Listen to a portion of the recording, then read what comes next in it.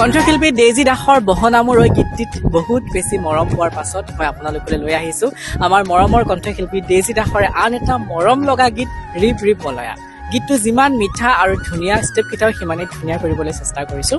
আপোনালোকৰ যদি হুক ষ্টেপটো ভাল লাগিছে তেতিয়াহ'লে সুন্দৰকৈ এটা ৰীল বনাই আমাক টেগ বা কলাপ কৰিব। আৰু লগতে বহনামৰ এই গীতটিত যিমান বেছি মৰম দিছিলে তেনেকৈ এই গীতটি মৰমেৰে উপচাই তুলিব বুলি আশা ৰাখিলোঁ।